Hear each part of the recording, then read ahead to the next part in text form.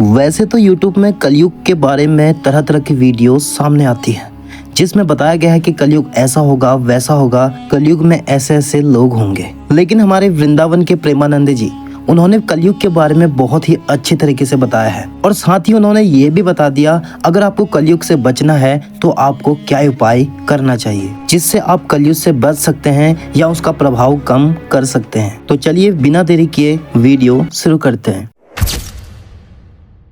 कैसा होगा कलयुग और किस तरह के हो जाएंगे लोग, प्रेमानंद महाराज ने भविष्यवाणी कर ली है।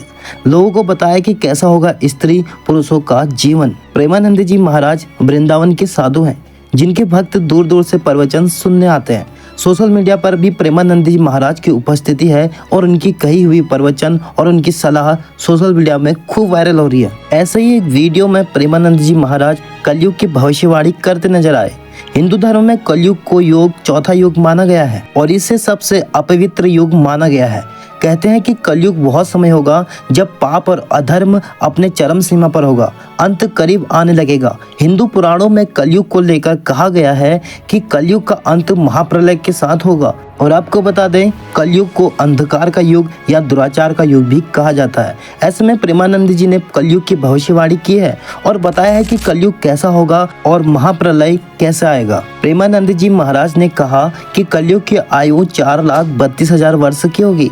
कलयुग में घोर पाप आचरण का वातावरण होगा, अपवित्र व्यवहार होगा, रिश्तों में पाप देखने को मिलेगा, कोई किसी पर दया नहीं करेगा, लोग सिर्फ मोह माया में ही फंसे रहेंगे, न भक्ति न भजन न नाम न जप कुछ भी इंसान नहीं करेगा। इसलिए प्रेमानंद जी कहते हैं कि अभी भी भजन कर लो क्योंकि कलयुग में ऐसा युग फिर नहीं आएगा। जब भगवान श्री कृष्ण कल के अवतार धारण करते हैं तो दुष्टों का संहार करते हैं, उस समय फिर सत्युग का प्रारंभ होता है। और इसी के साथ प्रेमानंद जी ने कहा कि कलयुग जब अपने चरम सीमा पर होगा तो झूठ, असत्य, हिंसा, शोक, मोह, असंतोष और कलह भी अपने चरम सीमा पर होगी। जब कलयुग का राज होता है तो लोगों की दृष्टि हो जाती है भ्रष्ट, अधिकांश लोग अत्यंत निर्धन होते हैं, भूख बढ़ जाती है, भाग्य मंद होता है, चित्त में बड़ी बड़ी कामनाएं होती है।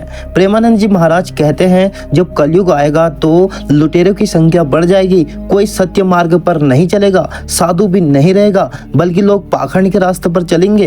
कलयुग में पाखंडियों का बोलबाला सबसे ज्यादा रहेगा और शास्त्रों को खराब करने लगेंगे। सन्यासी धनी होंगे और धन के लोभी होंगे। स्त्रियों का आकार छोटा होने लगेगा, फिर उनकी भूख बढ़ने लगेगी। संतानें अधिक होंगी और मर्यादा का त्याग करके अपवित्र आचरण रखेंगी, मुंह से कड़वी बातें बोलेंगी, चारों ओर कपट करने में निपुण रहेंगी और अपनों के साथ ही हमेशा धोखा धड़ी होगा। और प्रेमानंद जी आगे बताते हैं कि कलयुग में महाप्रलय होगा तो सूखा पड़ेगा, लोग भूख से तड़पने लगेंगे। कलयुग के मनुष्य अपने काम वासना पूरा करने के लिए किसी से भी प्यार का नाटक करेंगे। वहीं अगर कलयुग में एक बार भी भगवान का नाम लिया जाए तो लोगों का बेड़ा पार हो सकता है। कहने का मतलब ये है अगर आप भक्ति भजन और प्रभु का ध्यान रखते हैं, प्रभु का नाम लेते हैं, प्रभु का हमेशा चिंतन करते हैं, अच्छी बातें करते हैं, अच्छा सोचते हैं, अच्छा हृदय रखते हैं, सब पर दया करते हैं, सब पर करुणा करते हैं तो आपका मंगल अवश्य हो जाएगा। प्रेमानंद जी अपनी कथा में हमेशा एक बात कहते हैं,